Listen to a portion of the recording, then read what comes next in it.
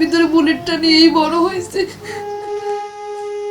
রাত পোহালেই ঈদুল ফিতর, দেশবাসীর মধ্যে ঈদের আমেজ। তবে সেই আনন্দের লেশমাত্র নেই জুলাই অভ্যুত্থানে শহীদ আলভির পরিবারে।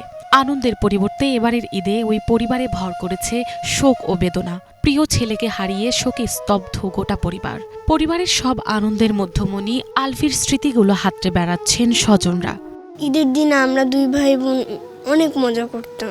আমার ভাই আর আমি খেলতাম, বাইরে যেতাম, ঘুরতাম, খাওয়া দাওয়া করতাম। এখন আর মনে হয় ঈদ আর মজা আর হবে না। সে যে হারাই যাবে, সে যে আমার কি আর আদরের নাতি ছিল, আমার কাছে মানুষ হয়েছে, আমি বুকে নিয়ে রাখছি। স্মৃতিকাতর আলভির পরিবারে এবার ঈদ এসেছে শুধুই হাহাকার নিয়ে। কারো মুখে নেই হাসি, মনে নেই আনন্দ, নেই কোনো ঈদ আয়োজন। ঈদের কেনাকাটা করতে প্রতি বছরই স্বজনদের সাথে যেত আলভি। এবারের ঈদে তা কেবলই স্মৃতি। ঈদের নামাজ একসাথে পড়তাম, সকালবেলা একসাথে নামাজে যেতাম। নামাজ থেকে আসার পরে এরপর বাসায় অনেক সময় বাসায় ফুচকা টুচকার আয়োজন করতো। আলবি সে উঠে সকালে ফজরের মানে উঠা ভোরবেলা উঠা সে গোসল টোসল কইরা চলে যেত ঈদের নামাজ পড়তে। ওই ছেলেকে নিয়ে নামাজ পড়া এরা আবার বাপ ছেলে ভাগ হয়ে ও আবার ফ্রেন্ডদের সাথে একটু সময় কাটাইতো।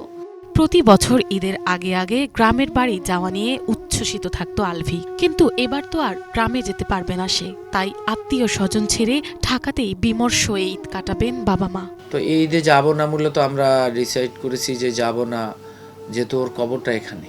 নামাজের পর হয়তো গিয়া কবর জিয়ারত করতে পারবো, এই জন্য আর কি।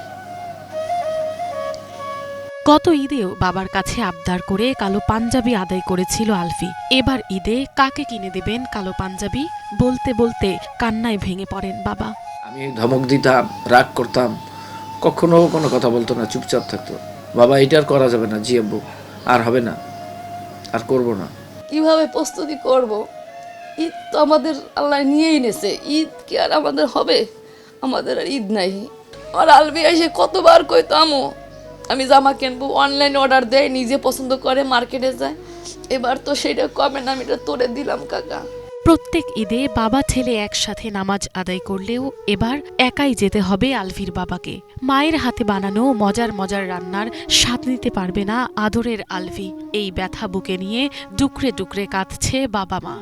আমার একটা মাত্রই ছেলে, মানে আমাদের ভিতর যে কি ঝড় বইতেছে এটা আসলে আমরা ছাড়া তো কেউ বুঝবে না। এই জন্যই তো কবি বলছে, কি যাতনা বিষে বুঝিবে সে কিসে।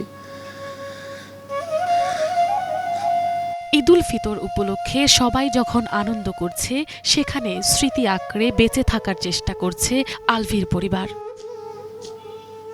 মিনালা দীপা, বাংলা ভিশন, ঢাকা।